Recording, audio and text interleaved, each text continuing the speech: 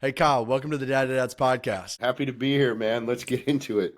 Man, I appreciate it. When I saw you on Instagram, it was like, this guy gets it. He gets it about fatherhood, about being a dad, about being a husband, relationships. He is saying what so many people are afraid to speak. And look, appreciate you coming on. Really do.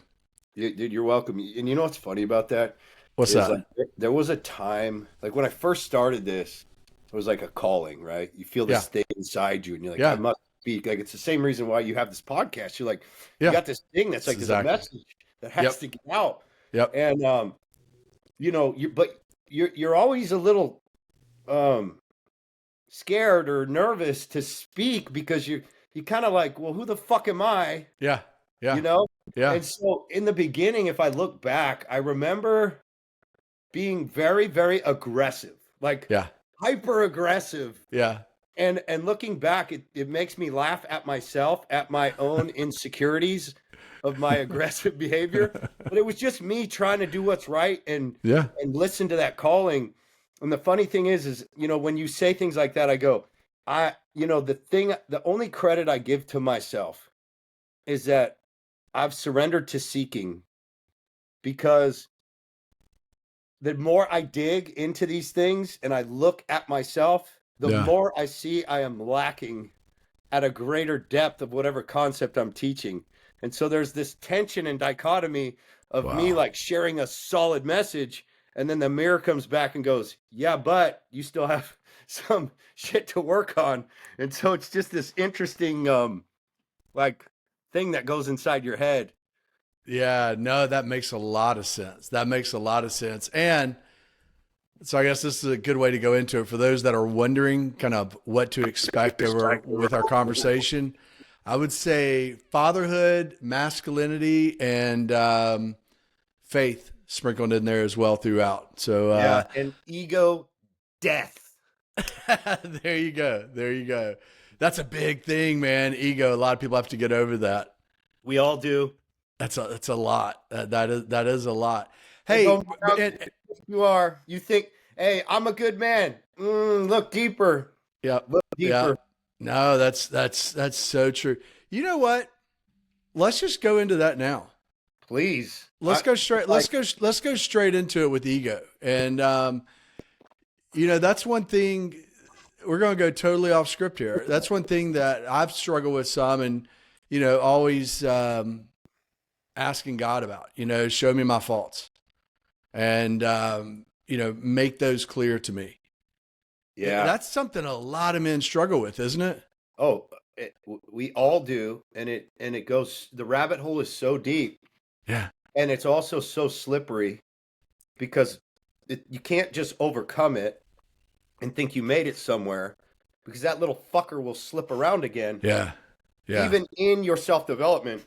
So like, you do all this work, right? And you're like, Yeah. well, I'm spiritually enlightened and I'm very developed.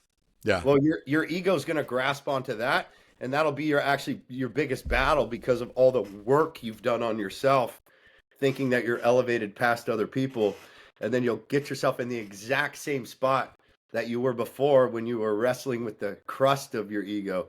And so it's this never-ending awareness of like, I have to go back to a place that I set up every day to check in on myself, to look at the prior day and die to self again, take up my cross again every single day.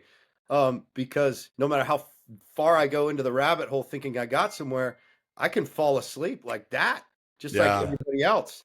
So I haven't made it anywhere. I have to, it's like going to the gym or whatever. Like you got to keep working out or you lose what you got, That's true. That is very true. I'm going to kind of go somewhere else with this, kind of along the same lines. You said you got to keep working out. What about for those that when they are very, when they're very faithful, but they're not seeing results, or they feel like they're not seeing results? Kind of like with working out. Hey, I'm going 5 times a week. I'm doing these exercises. I'm eating right. I'm I'm just barely getting gains. Yeah, you're mentally lazy. Yeah. This What do you say? People are mentally lazy because they do the things, but they don't go here in their mind to figure out what things are working and what's not working. They just keep doing the same thing and not getting results, and then they go, well, I guess that I'm genetically incapable, or it's because I'm getting older, when in reality there's a shift or something you can change, or an understanding or a concept that you can grasp, that you can apply, and then all of a sudden you start getting gains again. And I would say most people, it's fat loss, right? They're just like, man, I can't get rid of this belly fat or Yeah. whatever. And I'll talk to guys and go, hey man, you need to count your food. And they're like, that doesn't really work for me. They go, you know what works for me is like just cutting carbs out. I go, cool. And yet you're talking to me about struggling. And I go, hey, what's the longest consecutive time that you've lived with abs? And they're like, I've never had abs. And I go, shut the fuck up. You have no idea what you're talking about. So when I tell you, you need to count your food. You're listening to a guy that's had abs for 15 years, who's 45 years old, who has businesses and kids and a wife. So all your bullshit excuses, I've stolen those from you. You're welcome. Count your food. But there's a frustration because guys are like, I've tried. And it's like, you tried for 2 days. You tried for a week. A new habit takes an extreme commitment, and you learn from your failures, not your wins. What people don't see is the guy trying to figure that out for 3 years to build one simple habit Yeah. that he finally got, and then gritted his teeth for 10 years to establish, and then it became easy. Yeah, that makes sense. I like We'll that a hear lot. things from people, right? We'll hear things. You'll ask a question, they give you advice, and you go, I don't like that advice. I'm just going to keep slamming my head against the wall and doing the same shit that doesn't work. What is that? Ego. It's true. What are some of the other common things you see with guys that guys struggle with? Lack of motivation, Where does that, like the lack of motivation? Tell me that. Like, well, it's just, again, this is why I go to ego. It's ego and selfishness, because there's a resistance to do the work. So that the ego wants to be comfortable. It wants to have it his way. It hasn't submitted to the path God has for them. So you're not just submitting to what you can't control. You're submitting to what you can control and submitting to the pain required to do what you must. There's a full submission on both sides required when you take up your cross, when you die to self. The people get one side right. They go, you know what? I'm just going to give it all to God. And then they stop doing anything. It's the greatest fear for like real hard charging business owners that have been extremely motivated by fear of not being enough, or competition, or validation, or trying to get to the top of the mountain so they finally get there. So that guy, at some point, he's going to get there and realize, oh shit, I'm still left wanting. And so at some point, he's going to face submission to the path where like he needs to let go. But he's afraid that if he lets go, he'll lose his motivation, which he will. So he'll have to reestablish a new foundation of why he does what he does. And that's being reborn. That's a spiritual awakening that most men will hit at some point in their lives. wow. What about with relationships? Do you see that in relationships too? Oh my gosh, bro. Like, I see the most simple things that men are unwilling to do because their ego has a grasp of their heart. Example, I've got a really close client, friend, really. Yeah. His wife reached out to me about a year ago, and she was saying that they are in big trouble and they need help. And so we get on a call with them, and very rarely will someone of this nature show up to a call with his wife, but he knew something needed to change, and there was something in him that was desiring change. And turns out that he was an abuser in the past, physically, which is super common, by the way. Is it really? Oh, yes. The the worst things you can possibly imagine are so common. You Sexual know, abuse, it's interesting. physical I not abuse. no, I don't want to get off your story, but it's interesting. I had somebody on not too long ago. Well, actually, she probably was about a year ago, and she was talking about domestic abuse. And I said that, is it really common? I mean, I guess you don't know when somebody is. Like, you don't know if somebody in your circle is. But she said that it's like 50% men, or close to 50% men. But she also said, which was interesting, that 50% of men experience it in their life as well, are the victims of it. Yeah, that's the I know that's a totally different subject, and we could go down that rabbit hole. But go ahead. I just thought that was interesting. But go ahead and finish telling me about him. yeah. Well, and if we go into that subject, you look at this guy's past. He had the shit beat out of him his whole life. Wow. So he developed a protective core. So anyway, they show up on this call, and I just felt it, man. I just asked the question, "When was the last time you hit her?" And that man, I watched in his face. I watched him growl, and then I watched him submit and answer the question. So we brought them into our couples program. I didn't charge them because there's certain men that if you ask them for something up front, they won't trust you. So I could just feel like this guy needs to know that I love him and I'm here for him. So they came in and he completely changed his life. He found pockets of peace and surrender, but he kept getting pulled back. And then as he has elevated to this place where he's like really trying to find full surrender to Jesus, he is finding this attack where Wow. he can be really, really close and vulnerable with me and the men, but with his Yeah. wife, you know, we have a really cool relationship where he allows her to share their text messages with me. So I get to see their conversations and I can see when he fucks this up. I can also see when she's coming in too hot on him and not giving Yeah. him Yeah. breathe.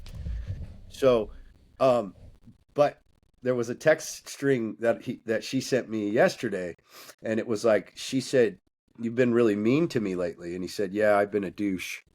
And then she said, "You've been bullying me," and then immediately he pulls back. So it was like he gave a little bit and then pulled back and said, "Well, I haven't been a bully. I'm just direct." So that's like Mm. egotistical, narcissistic behavior. Hmm. Give a nugget, come back, and then twist it real quick, then back out of the apology. And then she writes a little more and he says, "I can't handle you when you're like this." So then he turns it on her and makes it her fault. Right. So this is super common in marriage is we Yeah. will kind of apologize to get the credit and then we'll go back and protect ourselves to make sure that we end up on top. I did this for years. So last night we he's one of my mentors. He's a great guy. He's jacked as fuck, 6'4". Just like got so much going for him. This is the last piece for him. And he comes into the mentor group and he apologized to us because he hasn't been showing up. So he goes, "Hey man, guys, I just wanted to apologize. Like I'm gonna get my shit together and I'm really sorry that I haven't been showing up right." I go, "Brother, we love you, man. We're not perfect here." And I go, "Hey, can you do yourself a favor and do what you just did to us for your wife?" And he was like, "Bro." I go, "I know." He goes, "Dude, I gotta tell you, when I think about that, there's this feeling that starts in my stomach. It goes up my back and then grabs onto my neck. And I can just feel it not letting me do that." I go, "Yes, my friend, that is the enemy. That is the devil within you. That is the evil inside of you. And that is the thing that we go to war with every day." So, you big, strong, tough man, you're actually one of the biggest pussies in this room right now because you're unwilling to face the enemy. And we cannot trust you if you're unwilling to face the enemy. It means that you could be sifted at any moment. So I need you to go home and stick a knife in that motherfucker's neck by submitting to your wife. It looks like this.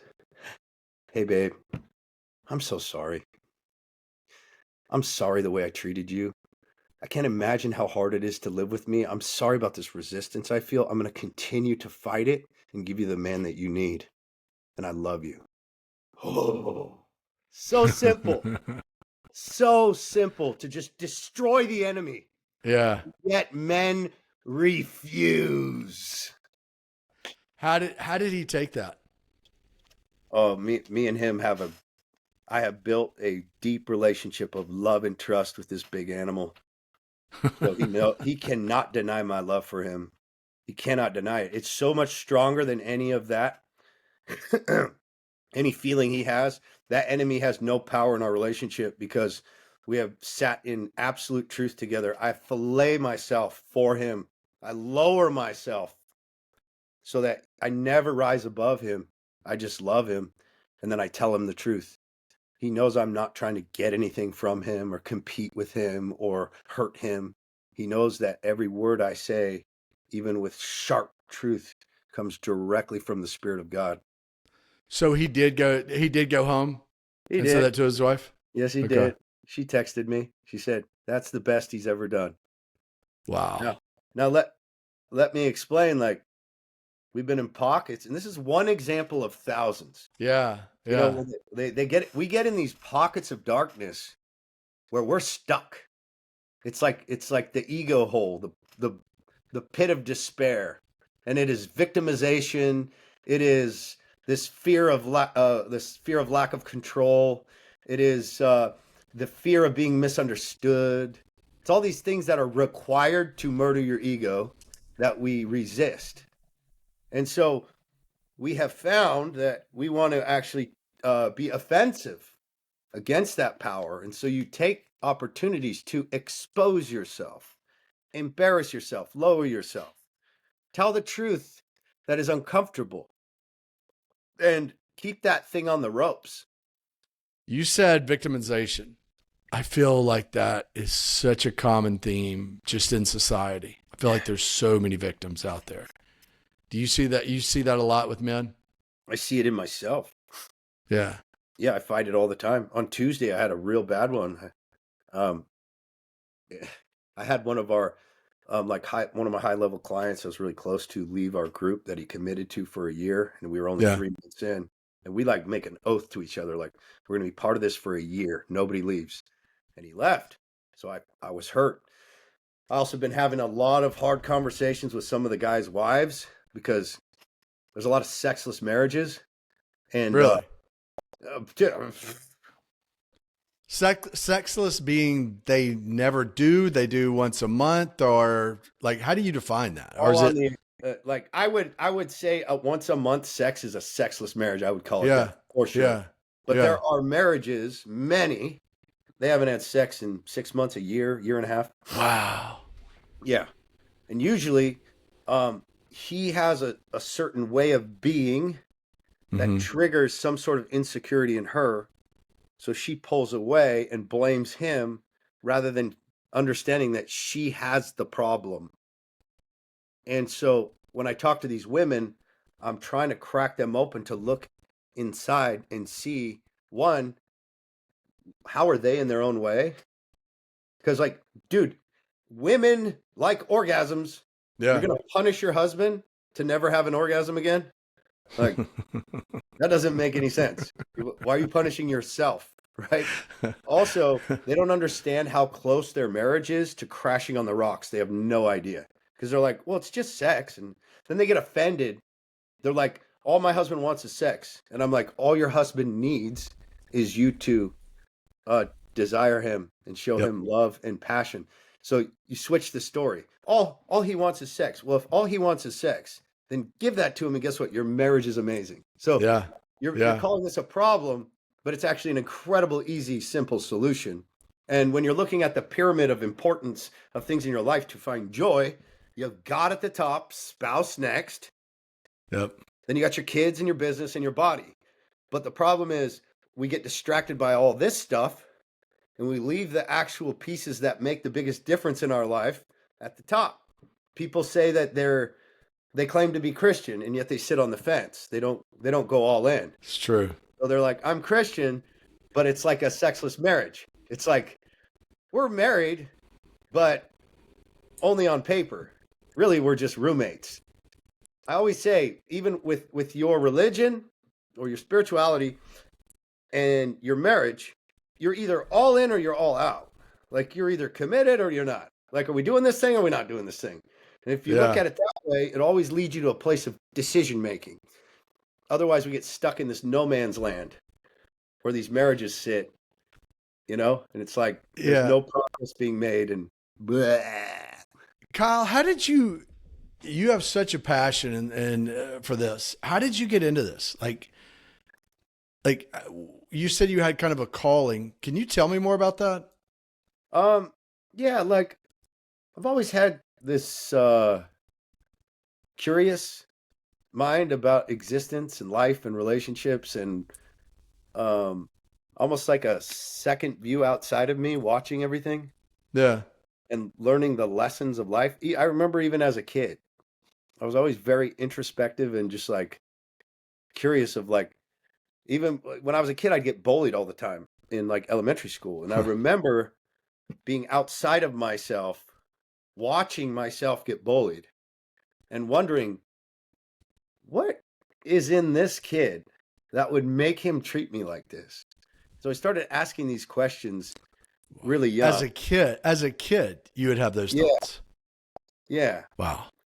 And I remember like feeling pain for other people deeply as a kid. So like even simple things like I remember I was at this bumper boats thing with my brother and he gets in the bumper boat and it's like motorcycle handles and he Yeah. thought it Yeah. was a one handle so he had it turned and I remember him spinning and he couldn't figure out how to get it straight and I remember him being so embarrassed and scared and I remember getting nauseous because of the pain I saw in my brother and wanting to rescue him or help him or do something and I never forgot that because that was something I was just born with, like a give a fuck.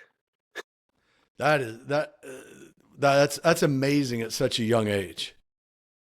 And so you're going about life and then you decided to like how did you come up with the idea like look, this is what I'm going to do. This is what I'm going to devote my life to. I've got this message, I have this feeling, I've got like what drove you to create Superhuman Fathers? Well, I guess I mean there's some steps that happened in my life. So when I was younger, I was raised Mormon, and Okay. I wanted to serve. So I was going on a mission. I was going to do a Mormon mission. So I structured my whole life to be like worthy to do Yeah. that. So I didn't. There was no drugs, no alcohol, no pussy, none of that Yeah. shit. But I was always around it. I was in a punk band. All my friends were savages, man. So I was in the world, but not of the world. I was Yeah. making sure they passed out that they could breathe and shit. You know. So I You were always, the guy all your friends wanted to have around. yeah, yeah, yeah. Always the designated driver when I got my license and everything, and I love those guys. And so I go on my mission, and I experienced what it's like to be a monk. I just served. That was it. I forgot Yeah. myself. Like literally didn't have a boner for 2 years. Just I thought that thing maybe didn't work when I got home. So, but I felt it. Like I felt Yeah. losing myself completely in the service of others. And I always remembered that when I came home, I started working at a bank, and I was like, okay, I got married right away, like Mormons do, and I started like, okay, now I got to like learn how to make money and shit, and we did really well, and just my discipline and the way I was, moved up really quick, and got our Yeah. dream house, built a skate park in the backyard, and we made it. I was like, this is easy, Yeah. man. Live righteously, and life will just work out for you. And then 2008 came and just obliterated us. Lost everything. Yeah. 3 houses, all my cars repoed off the curb. My Damn. 401k disappeared. Ended up living with my wife's parents and realized like, oh shit, this is a new start. So I was like, you know what? I always wanted to be a fireman. So fuck this money game. I'm gonna go back into monk land and go be a fireman. And so I started that process, and that started from making uh, you know, $300,000 to $400,000 a year at 26 years old to making $850 an hour as Oh a shit. rookie on a private ambulance, getting threatened to lose my job from some 22-year-old. So there was a great humbling. And I worked for 3 years, savagely while on welfare, to get this job. And I almost had to give up and get another job because I couldn't get hired.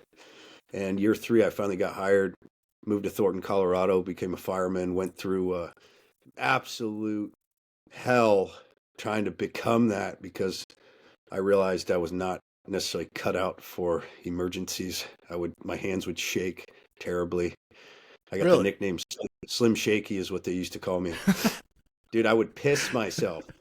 I literally would piss my own pants because I was so nervous and scared of not only what the fuck was going to happen, because you don't know what's next, but the cultural pressure in the firehouse is gnarly because I wanted to be respected by those guys, but there was nowhere near close to be respected the first 3 years. Like, you can't win, especially someone who's, pretty soft-hearted like myself, just got absolutely destroyed, which was the best thing that could have happened to me. So I worked through that, became a new version of myself, learned how to harden the fuck up, built some confidence. And then about 10 years in, I started to look around and realized that my brothers were struggling massively in the firehouse. They were gaining weight. They were alcoholics. They were in really terrible marriages. And I had found myself in a pretty good spot. I was physically fit. I was disciplined. My marriage was great. I had a happy family. And guys were looking to me like, hey, man, what are you doing? Like, how do you do this? And I was like, I don't know, man. So I started to help them with their discipline and their fitness and nutrition. And I started getting guys ripped, man. Like, just getting these firemen ripped as fuck. Like, I had a whole army of them at my firehouse. And so guys started going like, hey, are you on the Carnohan plan, So I did that for a long time. And then eventually had a coach who's like, hey, man, you should probably put this out to the world. And I resisted it because I had Superhuman Fathers as a Instagram. Yeah. But I didn't have a company. I just used it as a way to expose myself because I was really trying to work on my reactivity at home. Okay. And because I would still yell at my kids too much and be a little irritated at my wife, and I wanted to eradicate that. So I just exposed myself on Instagram. I do these challenges. I was like 3 days without yelling at your kids, and then it'd be like an hour in, and I'd be like, I fucked up. I yelled again. I'm like, what is going on? Like, the new mission became like, how do I become the absolute untriggerable peacemaker in my home where I am incredibly non-reactive? And that actually took me a good 3 years of psychotic obsessive focus to become that. In that process, I was building Superhuman Fathers, eventually put it out to the world, and we had thousands of guys go through and made millions of dollars, which brought up a whole new introspective thing about like the money and the money and the mission, right? Yeah. And that fucked with me. That's got to be tough. I couldn't balance it because there's part of me that wanted to like be God, be the savior, right? Yeah. So I did not have Jesus at this time. You understand? And when you don't have Jesus and you're trying to save people, you have to carry all of that. And it broke me. I became kind of a monster, man, like an evil king. And I didn't know how to carry all this. So I had 700 guys in my group, and I would just chop heads off. Like, if anybody disagreed with me, I'd be like, kill him. Like, I didn't know what to do with it. And through this process of like finding Jesus and getting into his words and understanding like my ego and the deceptions within myself, and then the false gods that would try to hook onto me in this process, I was able to detach from those things and like really find out what it means to the next level of being a good man. And I'll find myself in these places where I'm like, shit, I thought I was a good man. And then a universe of bullshit is exposed. And then you got to work through that and go to the next layer and the next layer and the next layer. Did you, once you started making money, did you ever have an issue with kind of getting clouded by the money, like chasing money versus being a servant versus helping others? Was it, oh, I could do this and, you know, bring in another 50K or bring in however much, or this will really, you know, kind of, did you ever have that struggle with potentially losing yourself, losing your mission? During that? Yeah. So I would say this, like, there are times, if you play this game, there's times where you go, oh, this is what I do to make money, and how cool that it can help people at the same time, right? Yeah. So if you're going into the level of transformation that I'm going into, this will fuck you up. Yeah. I'm here to make money, and how awesome I get to help people at the same time. Like where I'm going, it has to be the opposite. Yeah. I'm here to serve my mission and my people, and how blessed I am that it supports me so I can feed my family and have a roof over my head. And the money has followed. Yeah. That will be a struggle internally in every man that steps into this level of calling to serve people. That makes a lot. I mean, heck, I think you see it with so many people. You even see it with preachers. I mean, you do. You see it. I see it here with churches that really will go against what is in the Bible to get more people in, to fill up the sanctuary. I mean, it's something that I'm like, what in the, you know, there'll be thousands of people in this huge arena. And and they'll start preaching, and then it's like, wait, God didn't say that. God was very clear on this, you know? Yep. And that's the hard part is like, we're living our own life, right? We can look at ourselves, and then we can discern, but we have to be careful not to assume intent in others, because we don't know what's in their heart. We can look at their fruits and make assumptions, but we got to know that that is an assumption. So I am involved with all kinds, and I just love people and support them on their own transformational journey. Yeah, you can tell. You can tell. All right, so kids, do you have any kids? I have a gaggle. So I have a 5-year-old little girl, and then I have 4 boys ranging from 11 to 19. So you had a little bit of a break there, and then decided to go back. She was a full accident. She's amazing. She's like the biggest blessing of my life. But I was a boy dad.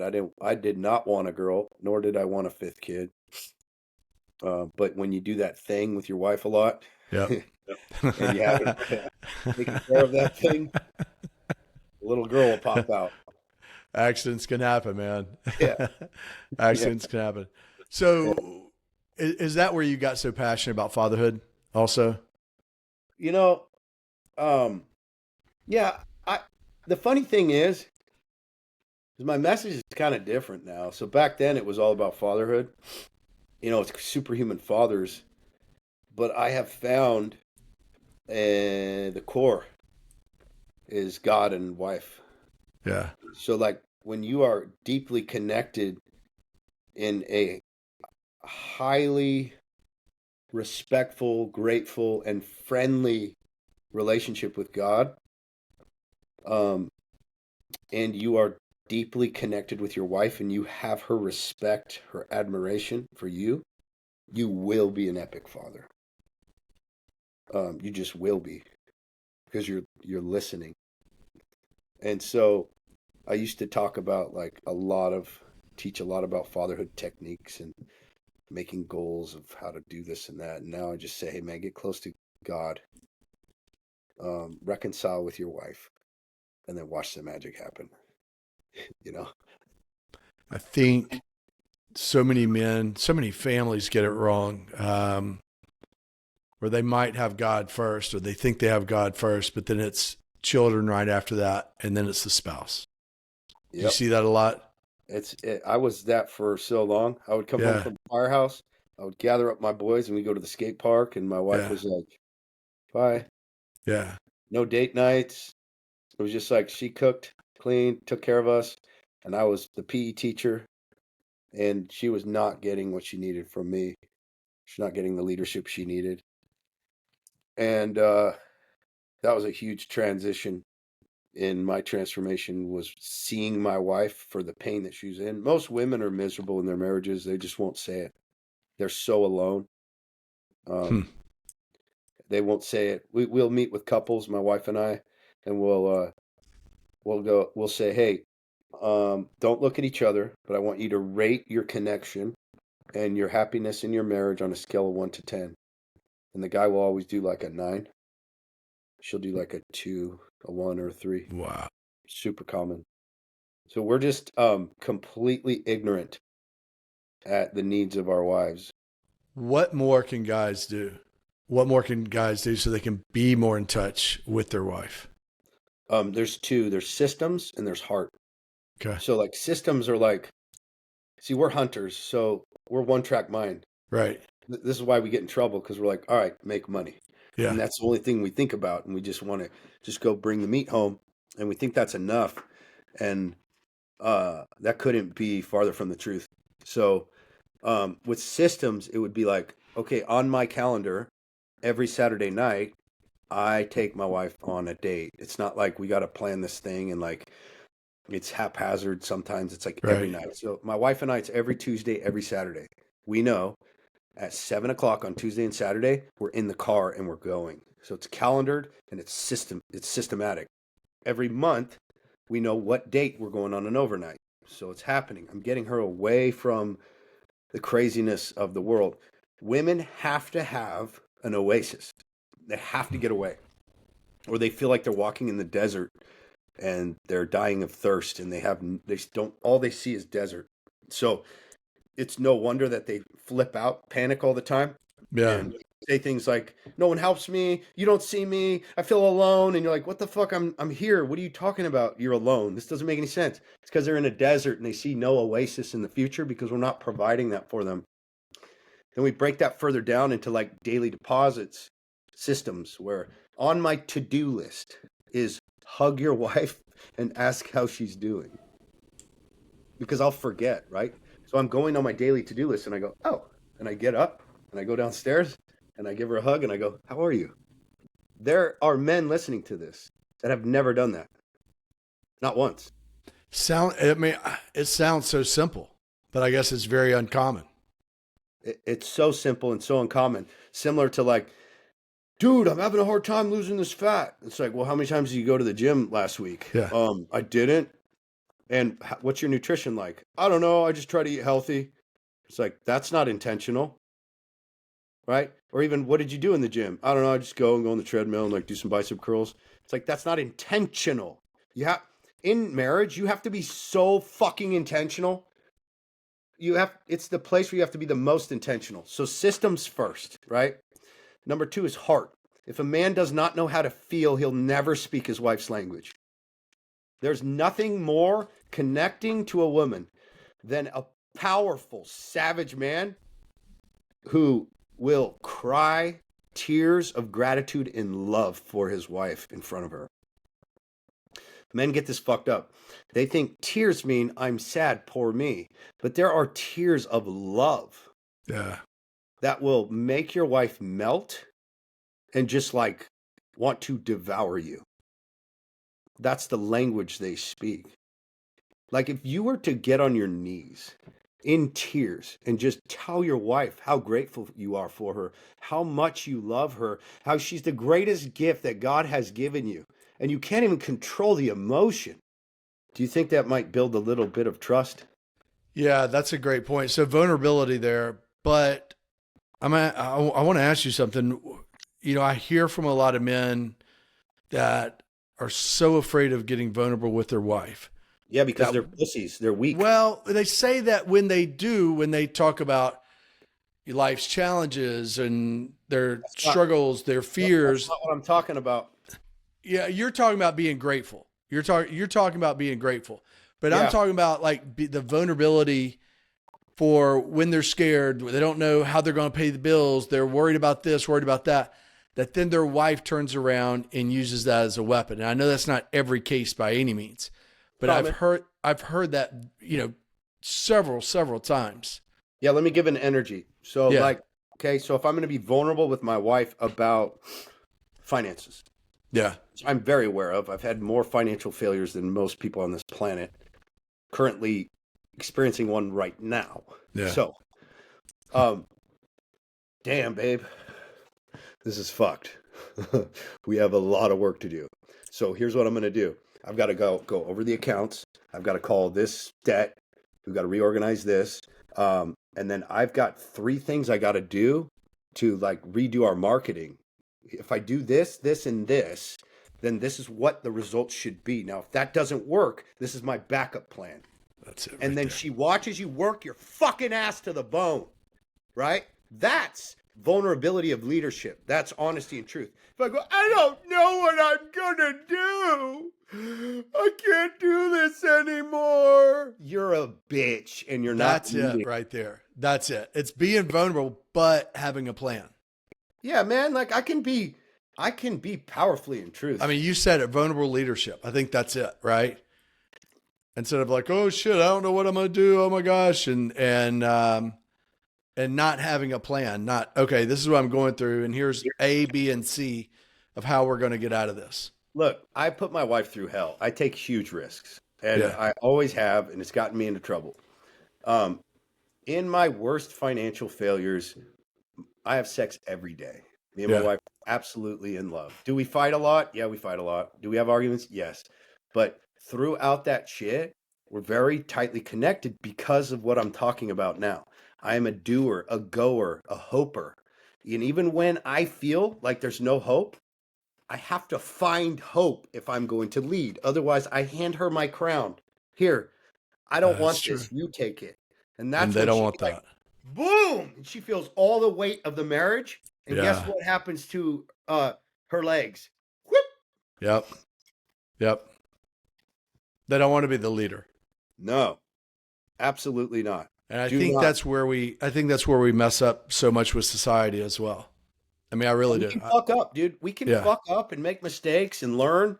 It's just the attitude of attack your wife needs to see.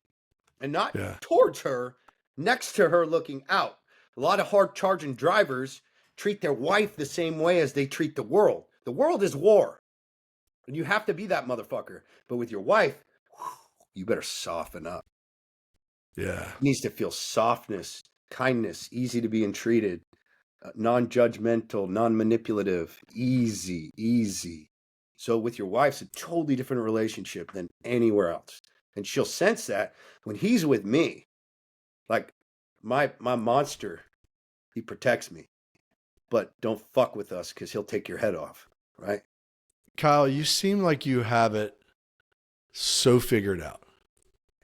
Like you really do. Like as a father, as a husband, however you want to say it. The guy who has it all figured out, has a son that lies to him, can't figure out how to get him off weed, is $500,000 in debt and might be going bankrupt. Oh shit. This is how the game works. But you do. But what else? What else keeps you up at night? Like, I mean, I have things. I have things that with my 2 sons that keeps me up at night. Like, what are the things that you're like, oh shit, how am I going to do this? Or I'm worried about this. What is it? Now, these days? I know it's probably constantly changing. With me, it is. But like, is there like one underlying thing? And I'll give you an example. So like for me, my father, and anybody that's listened to this for a while, they know I've talked about it in the past. My father passed away when I was 10 years old. Like, boom, out of the blue, one morning you wake up, he's dead. So it's, it is like, okay, how do you go from 10 years old on? Fortunately, I had a lot of men in the church and family members that really took in that role, not as of a dad, but having that masculinity around me. Yeah. And so my thing that keeps me up at night is, or that I think about continuously is preparing my boys for when I'm not here, and having these goals in my mind, or maybe it's not goals, but certain values and things like that, knowing they can support themselves, knowing they can handle this with the world, knowing that, how, of course, having God first, how to treat people, how to be resilient, how to have grit, all of these things that you really want in them, just in case the same thing happens to me. I want them to be prepared. So Yep. that's where I'm coming from. Are there things like that you worry about, think about at night or anytime with your kids? My brain's always bouncing around and shit. But here's what I'll say now. This version of me that I found through hell. Nothing keeps me up at night. Nothing. Jesus takes care of that. When you're committed to the path and you're detached from the outcome, you find peace. Heaven is within, hell is without. Hell runs this world. So the whole entire goal of existence is to find heaven within, which means no outside influence will take this peace from me. Trust me, I understand losing sleep at night. When I first had my first downfall, I didn't sleep for 3 years. I was constantly nauseous. I felt like there were hot pokers in my head. But I realized that I was doing that to myself. When it comes to my children, I cannot control them. They are not mine. They're not mine. They're God's children. They're not mine. I'm just here to facilitate. And so if what I've learned with my son, who I struggle with and have a deep relationship with, the one I'm closest with is the one that struggles the most. I love this kid so much. But I also know that I cannot control him nor his future. All I can do is give the consequences and love him and hold him in prison if needs be till he's 18, and hopefully he makes the right decision. But I've been so involved with people's lives and emotionally attached to so many people that I have to realize that, like, I can do my part. And if I'm doing my part, that's the question, right? So the thing that would keep me up at night, if I can't look in the mirror and say, you're an honest man, your desires are pure, and you are doing everything that you can. If I do those 3 things, I will sleep like a baby, no matter if my entire world is crashing down around me. Because that's the only thing that matters, character and heart posture. Your whole life is developing those 2 things, developing your character and turning your heart to God, sloughing off evil, overcoming ego, and turning to God. So all the shit that happens outside of that is all a tool that this life uses, that God uses in order to facilitate the growth of those 2 things. Okay, you say you turn it to God. What about when God is not answering? He always answers. The only reason you don't get answers is because your ego and your pride is in your own way. Now, this is a touchy topic. I understand. The question is, man, I don't hear an answer, but you do. You're just not letting it in. So if we think about God as a voice above your fear, a voice above your ego, a voice above your scarcity, a voice above your control, and we let go and we just sit and let that voice come to us. What does that voice tell us? The voice is already in your head. So we're looking for some like magnificent voice. It's already your thoughts. They're already there. That voice is already implanted in you. So what I suggest is, if you don't feel like you're getting answers, sit down with a pen and paper and talk to yourself. Talk to the voice above you. It will always speak unless you are so prideful that you're not willing to listen. This is the greatest find that I've had in my own personal journey and spiritual growth, is that God's voice is always accessible. And this is a practice. And when you find this, your life will never be the same. And it will be loving at times and rebuking at times, guiding at times. And the goal is then to just trust it. As you learn that voice, now we try to align our lives with the voice, meaning I'm trying to get in alignment with that higher version of that voice with my actions.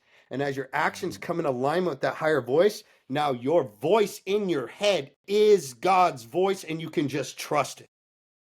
This is where you have people that are like, God told me, and God told me, and God told me, God told me. Sometimes those are egotistical weirdos that are just trying to show their spirituality.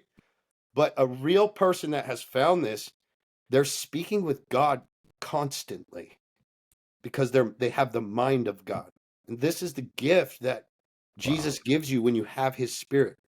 So a lot of it is, so much of this is wrapped around ego.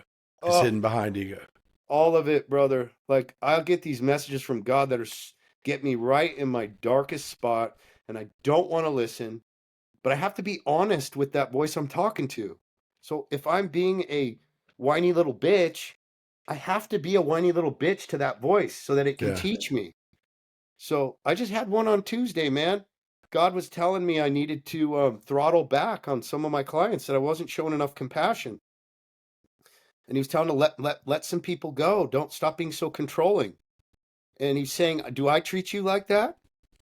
And when he asked me that, my little whiny bitch voice said, you hurt us all the time. And his response was, you are not God. And there's a piece of every single one of us that wants to be God. Yeah. Every single one of us. People go like, oh, I don't want to be God. Bullshit. If you didn't want to be God, you would release all control and just let the path happen. We all want to be God. And that's the thing that we have to give to Jesus, is that desire to be God. And it is not easy. That thing will hold on for dear life. So it's the same thing when people say, I was in a conversation with somebody the other day, and they were telling me their story, and they were talking about how they just feel that God's abandoned them. Yeah, they're in full victim bitch mode, and their ego's got a full block. Yeah. Yeah. Interesting. God abandoned me? Hey, try this. Oh, did I make that breath? Hold on, move your arms. Who created this? Who gave you the right to even think? Are you fucking kidding me? God abandoned you? How ungrateful can you possibly be? Right? You can't hear God's voice from such an ungrateful place. God's voice comes with love. God is love. God is light. How much do you think, if you want to call it Satan or whoever, puts that in people's minds? Oh, it's constant. It's a constant internal battle. That force, I mean, we're in hell. Yeah. We're surrounded by a world that we are not in control of. It is not controlled by good. And so we're in an illusion. And when we believe the illusion, we're going to get lost in it. The spiritual realm is upside down. The greatest among you shall be the least. Lose yourself to find yourself. My peace I give unto you, not as the world giveth, give I unto you. Like, hold on a second. We're being bamboozled by climbing our way to hell. Yeah, I think so many people get it wrong. I think they think we're in such a great, if you want to say, world, or that Satan's grip is just around, it's only around a few. Oh no. And no, it's not. Me by the balls, bro. Yeah. Every day. Yeah. Yeah. I think that's something we all struggle with. Yeah. Yeah. But the again, if you want to say a victimhood, the I can't, the shame, any of that. Yeah. And all that stuff, by the way, that's what God has found. This is the upside down nature. So shame is great, but our ego doesn't like shame, right? So we move our ego out of the way and we let the shame hit us, and we take full responsibility, and we pour out to God our shame in tears, real fucking heart, man. Yeah. Like, that's when God speaks. Like, when you feel the shame and you hit your knees and you put your face on the dirt, that's when God speaks. You're blessed with shame. Yeah. But we all think it's such a bad thing. But in the upside down world of the spiritual realm, shame is a great gift. I have never thought of it that way. That's beautiful. I've never thought of it that way. Everything we think is bad, God turns into light. Yeah. Because we can't be good enough for God, bro. Like, everything good in us comes from him. So we can do nothing for ourselves. Everything good that we are is God within us, which means I do nothing except receive. All I have to do is surrender and knock on the door and repent in my shame, and then the good comes as a gift. I am inherently evil. I am flesh. So I take no credit. When you're leading men and you don't have Jesus and you think you have to carry all this, when you find him, oh bro, and you can just pass that off. Yeah, I bet. I bet. So tell me about Superhuman Fathers. I mean, tell me more about it. For those that are interested, that are listening, like what do you do in there? Well, it used to be get ripped in 90 days. That's when I Yeah. made millions. Yeah. And now it's come and die to yourself and become a disciple. So I charge $1. So anyone who's interested in joining one of my 30-day programs, just it's $1. Just come and meet Jesus. Do you still do the fitness as well though? Do you still have Of that course. program? Yeah. God, wife, kids, business, body. Body as the foundation, God as the pinnacle. Like we have to learn discipline. We have to. Because And I think that's so important as dads with your kids. You know, I've talked about it before, like during COVID, I can't remember how old the kids were. They were elementary school. And when they closed the schools down. And in one side of my garage, I had, because COVID, when they closed schools down, was right after, it was like in March, if I remember correctly, somewhere around there. And so that year for Christmas, I had gotten them basically a home gym. I mean, it was a good weight bench, and they were young, and it was like the 2.5 through, it's that little triangle set you have, like 2.5s to like 10s, breaking it down. And so when it happened, I told them, look, and they knew I go to the gym. I'm like, we're going to start working out, like really start working out, because I had it in there. They would kind of play with the stuff. And I'm like, you are not going to, your thumbs are not going to get exercise playing the little Xbox. They're not going to get exercise during COVID. And they got into it, and they're both still into it. And they have gotten, and I think part of it is, I mean, I'm nowhere jacked like you are, but for my age, I'm in pretty good shape.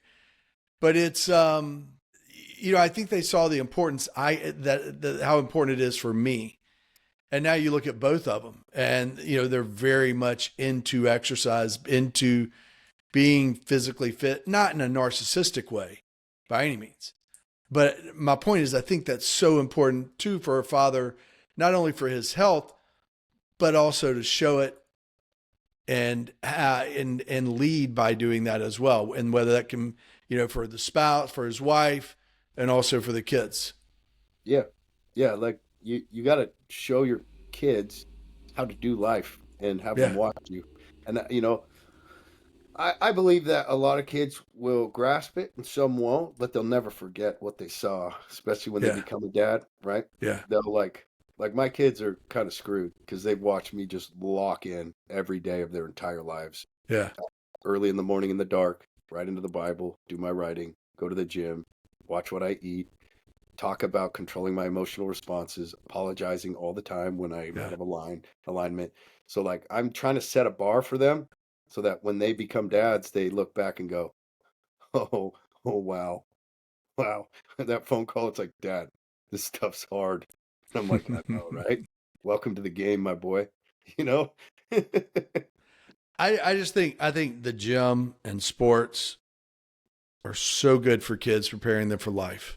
Yeah, you gotta learn pain threshold. Yeah. I mean, what did Jesus do? He was the ultimate in pain threshold. Yeah. The ultimate. Yeah. He showed us like, hey, you got to learn how to suffer, dude. And a good place to learn how to suffer, the gym. Yeah. And pushing yourself. Team, pushing yourself beyond your limits for the team, huge. Pushing yourself more than what your mind thinks it can do. Yeah. Yep. And I think I even think about that last rep, that when you're struggling, it's okay to get help. And maybe to get there, you need help. You might need a little help. concept of failure. Where is most growth made? It's in failure. It's in failure. Yeah. Yeah. Yeah. Yeah. It's This just is why. funny because when I started out, when I started out with the boys working out, I never thought about the life lessons you learn from the gym until you start going back to it and you see them and you're like, oh my gosh, like there can life and getting them prepared for life can so much relate to going to the gym. Yeah, I think that like one of the greatest things is like I don't feel like doing this, but I'm Yeah. gonna do it anyway. Yeah. It's like Yeah. if you can teach your kids that, they're gonna be fine. Yeah. They'll be fine. You could literally get hit by a bus today, and if they learned that lesson, you can be like, you got it. Well, it's even, yeah, absolutely. And it's even like, I remember when one of them was wanting to, and I try not to talk about them too much on here, but one of them was wanting to bench 225 and I can't remember what he was at. Like, and he had a certain time he wanted to do it in. And it's like, okay. And I mean, he might have been, no, maybe he wasn't even at 185. But he was close. I'm like, okay, how are we going to do that? Like, what is the plan to get there? It's going to take more than just getting down and doing 4 sets. Like, what are the different ways? And I just thought too, and now I've seen him with other things he wants to do, use that same approach and kind of, okay, here's where I want to get, here's how I back it down, and the different steps I'm going to have to take. Yep. And, it's not just chest. Okay. I'm going to have to work other muscle groups as well. I'm going to have to work on my triceps. I'm going to have to work on my shoulders. I'm also, you wouldn't think about it, but I'm going to have to make sure I work back as well. Yeah. I don't want to get shoulder impingement. Yeah, exactly. Exactly. Yeah, and, so it's, yeah, I think that's why I love the gym is I think with kids, it is, I think it's a great way for them to learn about life. Yeah. It is. It's funny as time goes on. I remember back years ago where I was like trying to build that habit. Yeah. And now it's like breathing. Yeah. It's like, there's no there's many places in my life where like no discipline is required. Yeah. It just is. And this is what I'll tell people that struggle with discipline is like, dude, you have to earn this shit. But through failure and consistency. But most guys, they like try to lose weight and then they don't. They're like, I failed again. And then they just stop. Yeah. The difference between me and them is I just never stopped. I just kept failing faster and faster and more and more. And I just said, fuck it. This is the path. My results don't matter. It's who do I show up as today? Yeah. It's got to be a good man today. And then wherever that leads, I'm going to be proud of myself. And that's what I chased for a really long time. And eventually it's like eating right and going to the gym is like taking a shit. It's like you don't even have to try. It's like, dude, it's so therapeutic for me too. Like it's so therapeutic for me. Like it's where you're at now, it's like you can't not do it. Oh yeah. Yeah. Yeah. Because if you miss it and it's just like your whole world is just, it's just thrown upside down. Like for me, and I go at the end of the day, or not end of the day, but end of work day. And it's really kind of my release. Yeah. To let everything out, the stresses of the day, to get my mind, to get all that out and or maybe not to get it out, but to clear it. Yeah. If that makes sense. I can't imagine, people say like, I'm really depressed, Kyle. And I'm like, how much physical activity have you been getting? And they're like, I don't. And I'm like, well, I would want to kill myself if I took 2 weeks off the gym. So go to the gym and get in the sun. It's just like so funny how simple it is. They're like, yeah, I went to the doctor. He prescribed me meds. I'm like, I don't know. Maybe try reading the Bible, feeling the love of God in your heart, going and getting out, the energy in the gym. Like maybe try those first before you start pumping. Try those first and see. I think that could get a lot of people off pills, off medicine. All of them. Yeah. Yeah. Yeah. I've worked with the most fucked up humans, dude, on every medication. Guess what happens when they start waking up on time, reading the Bible, letting God heal them, and going to the gym? They all heal. Yeah. I've never met one that doesn't, not one. And I've worked with all of them. Yeah. That makes sense. So unless I'm just finding the different kinds of humans than regular humans, then my thousands of guys has proven this to be true. No, and you're out in California, so you've got some fucked up people out there. Yeah. Well, the hard part is like, is there's this argument that like, well, they're not going to do it. And there is some truth to that. There are some guys that are just not going to do it. They're just not. And they're just going to go through life miserable and depressed and then die, which Yeah. honestly breaks my heart. You want to talk about something that if I held on to that would keep me awake? It's that. So, do you see that with a lot of guys just giving up? Yes. Most. What do you do? Like Nothing. what? They're fucked. Nothing. Really? If they get into my world and they can't show up, just show up to a call and just like do some basic stuff, they are either going to die that way or they have to actually have the world completely and utterly obliterate them into the abyss of hell to wake them up. That's their only options. I have 4 rules in my group. Show up to the calls, make friends in the group, tell the truth, reach out if you're struggling. A guy that cannot do those 4 things and commit to those things, there's no hope for him. Zero. No, it makes sense. How big are these groups? I do 30 to 40 guys every 30 days. Okay. And then I got a couple hundred in my main Superhuman Fathers Brotherhood.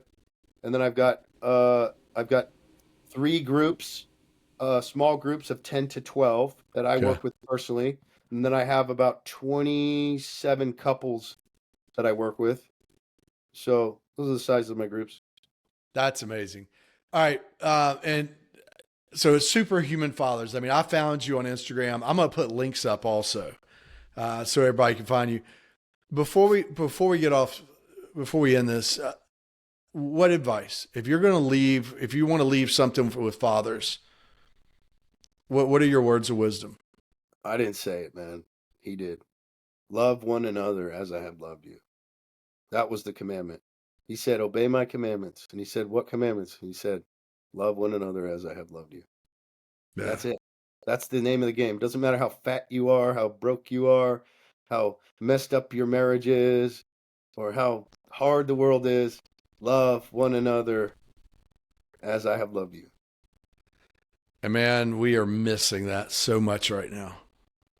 Yeah. We are missing that so much. And, that's where I think with fatherhood, where being a father is so important in society. And if the dads just took that role, the way I look at it, if they took that role and they showed that to others, then you've got your spouse showing that to others.